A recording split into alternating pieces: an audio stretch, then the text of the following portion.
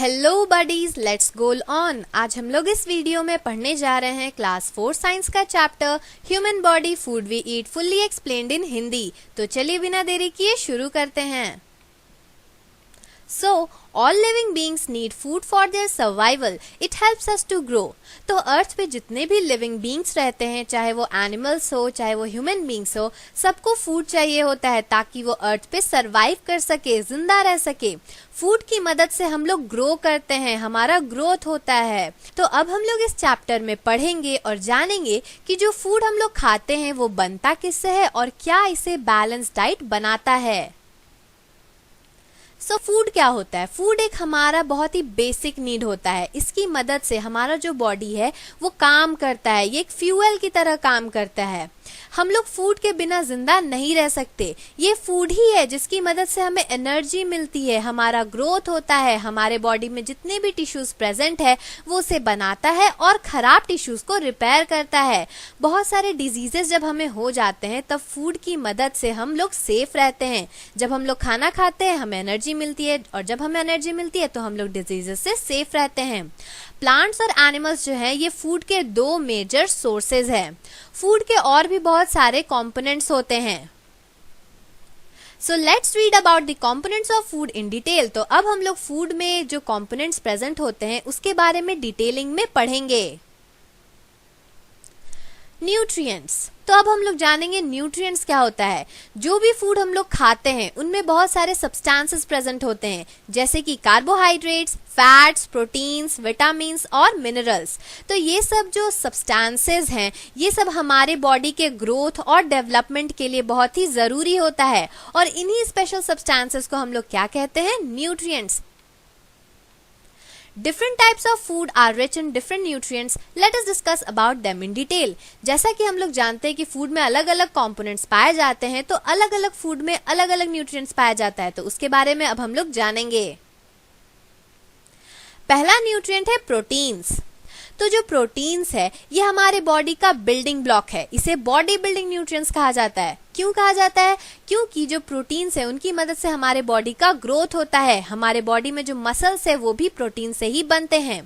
Proteins जो है वो एग्स में पाया जाता है, मीट में पाया जाता है, सोयाबीन, नट्स, फिश और पल्सेस में पाया जाता है। Cauliflower, kale, capsicum and spinach etc. are some green vegetables which are great source of protein. तो कुछ वेजिटेबल्स जैसे कि कॉलीफ्लावर, केल, कैप्सिकम एंड स्पिनच ये सब कुछ ग्रीन वेजिटेबल्स है जिनमें प्रोटीन पाया जाता है। नेक्स्ट न्यूट्रिएंट हम लोग पढ़ेंगे कार्बोहाइड्रेट्स के बारे में।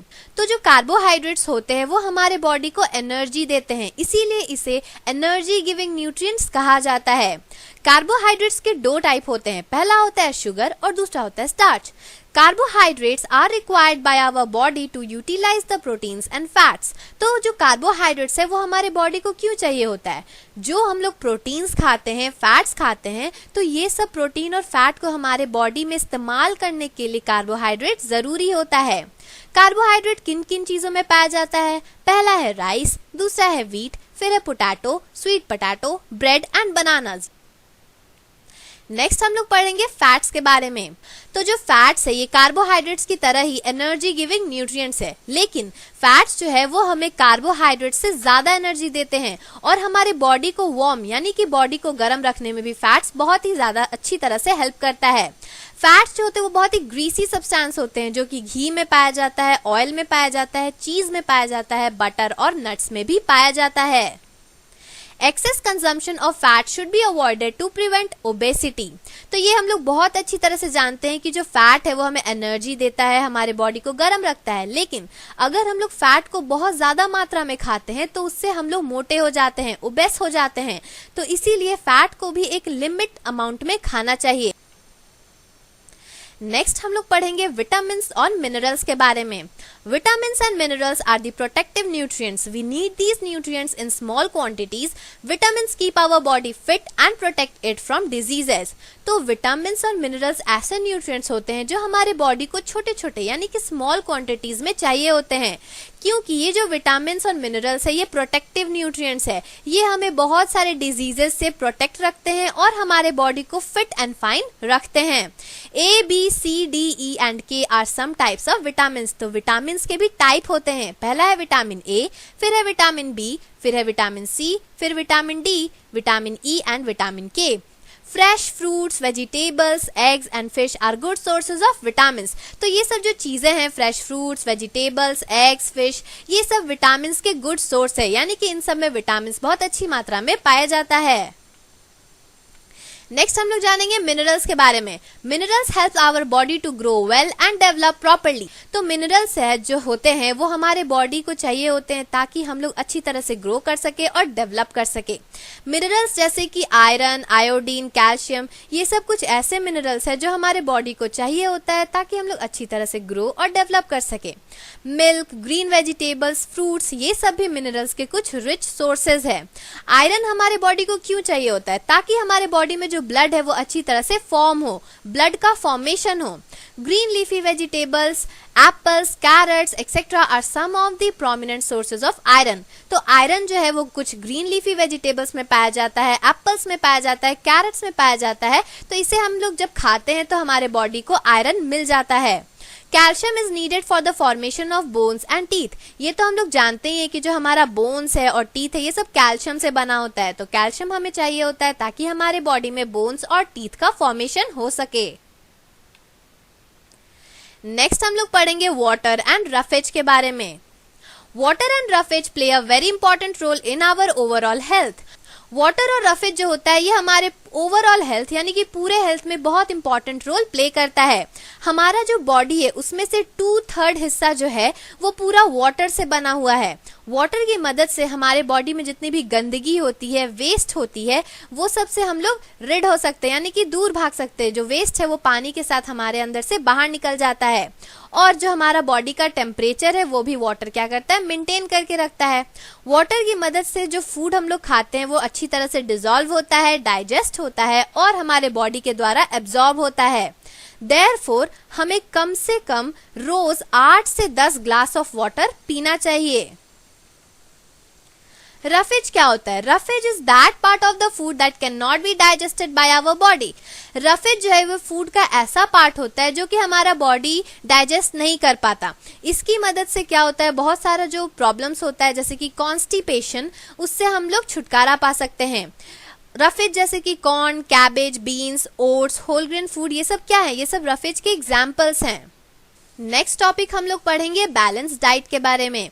A diet that contains adequate amount of all the necessary nutrients with roughage and water is called balanced diet।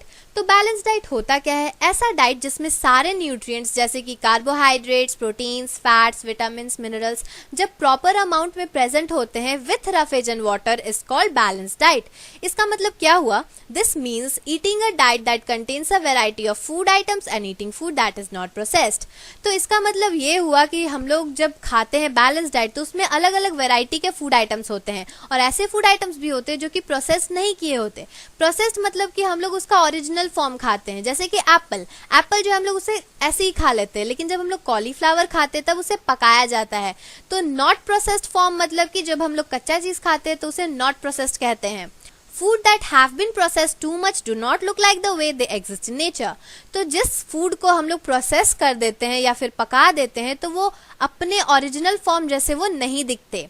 For example mango ice cream जो है ये मैंगो फ्रूट का प्रोसेस्ड फॉर्म है, यानी कि मैंगो फ्रूट से मैंगो आइसक्रीम बनाया गया है। Balance diet is required for growth and development. Balance diet हमें क्यों चाहिए होता है? ताकि हमारे बॉडी का अच्छी तरह से ग्रोथ हो सके, अच्छी तरह से डेवलपमेंट हो सके और हमारे बॉडीज को अलग अलग तरह के न्यूट्रिएंट्स मिलते रहें। आपके बुक में एक फूड पिरामिड का पिक्चर दिया हुआ होगा। फूड पिरामिड से हमें ये पता चलता है कि हमें कौन सा खाना कितने क्वांटिटी में खाना चाहिए। फूड आइटम्स जो कि सबसे बेस में, सबसे नीचे प्रेजेंट होते हैं पिरामिड के, उसे हम लोग ज्यादा क्वांटिटी में खा सकते हैं, लेकिन जो फूड आइटम सबसे टॉप में यानी कि सबसे ऊपर प्रेजेंट होते हैं उसे हमें लेस क्वांटिटी में खाना चाहिए। We should try not to eat unprocessed food. हमें ज्यादा से ज्यादा कच्चा खाना नहीं खाना चाहिए।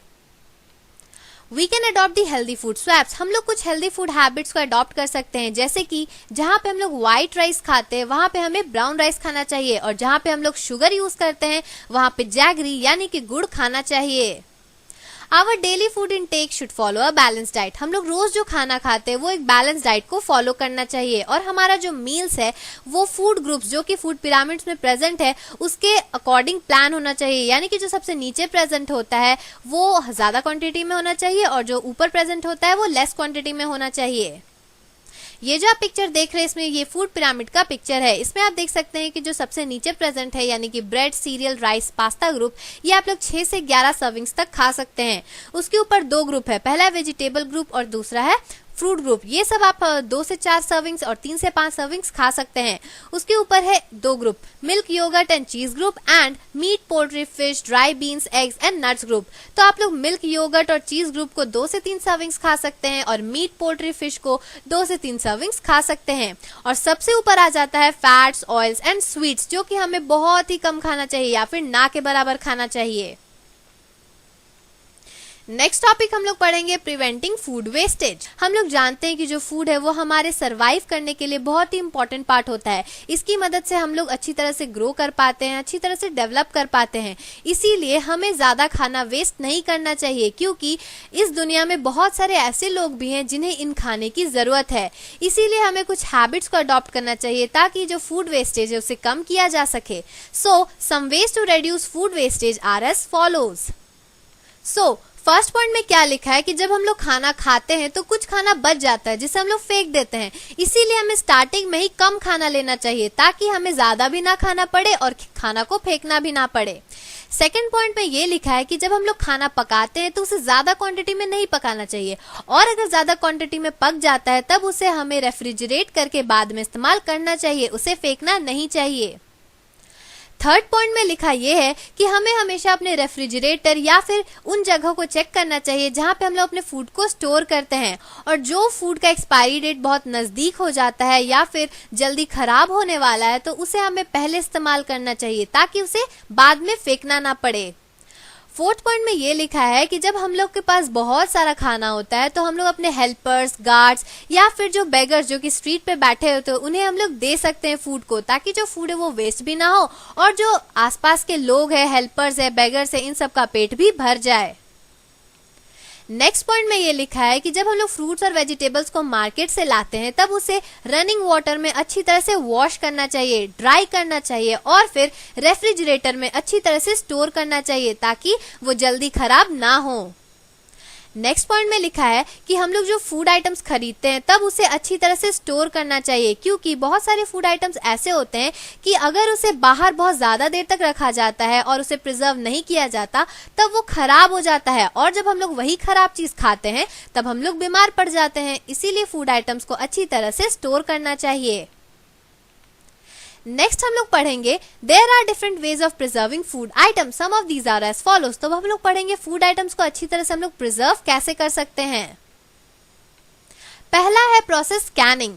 कैनिंग प्रोसेस एक ऐसा मेथड है जिसमें हम लोग फूड आइटम्स को जैम, सॉसेस, फिशेस, ये सब जो फूड आइटम्स है इसे हम लोग जब एयर टाइट कैंस में रखते हैं तब ये अच्छी तरह से प्रिजर्व हो जाता है और ये खराब नहीं होता। नेक्स्ट है पिकलिंग। पिकलिंग मेथड ऐसा मेथड है जिसमें हम लोग फूड को ऑयल, स्पाइसेस में रख के प्रिजर्व करते हैं, जैसे कि mango, lemon, garlic etcetera are preserved by pickling. तो आप लोगों ने आम का अचार खाया होगा, नींबू का अचार खाया होगा, तो इसे ही पिकलिंग कहा जाता है। नेक्स्ट मेथड है डीप फ्रीजिंग। इस मेथड में क्या होता है कि फ्रूट्स, वेजिटेबल्स ये सबको फ्रीजर में रखा जाता है बहुत ही कम टेम्परेचर में, और मीट और फिश जो होता है इसे भी डीप फ्रीजिंग से ही प्रिजर्व किया जाता है ताकि ये खराब ना हो। नेक्स्ट आता है ड्राइंग। इस मेथड में क्या होता है, जो फूड आइटम्स है उसे सन में यानी कि धूप में सुखाया जाता है ताकि उसमें जितना भी वाटर कंटेंट है, मॉइस्चर है, वो उस फूड आइटम से निकल जाए। और ये जो ड्राइंग है ये बहुत ही पुराना मेथड है फूड को प्रिजर्व करने के लिए। बहुत सारे फ्रूट्स, वेजिटेबल्स, हर्ब्स को इसी तरह से ड्राई करके प्रिजर्व किया जाता है। नेक्स्ट है रेफ्रिजरेशन। इस मेथड में क्या होता है कि जो फूड आइटम्स है उसे रेफ्रिजरेटर में रखा जाता है ताकि वो खराब ना हो। वेजिटेबल्स, फ्रूट्स और बहुत सारे जो कुक्ड आइटम्स होते हैं उसे इसी मेथड से प्रिजर्व किया जाता है। तो ये था पूरा एक्सप्लेनेशन इस पूरे चैप्टर का। और अगर आपको इसी तरह और भी चैप्टर्स का एक्सप्लेनेशन चाहिए या फिर किसी टॉपिक का एक्सप्लेनेशन चाहिए तो तुरंत हमारे चैनल को सब्सक्राइब कर लें और बेल आइकन दबाना ना भूलें। So thanks for watching, and if you like this video, don't forget to like, subscribe and share. Thank you. Subscribe please.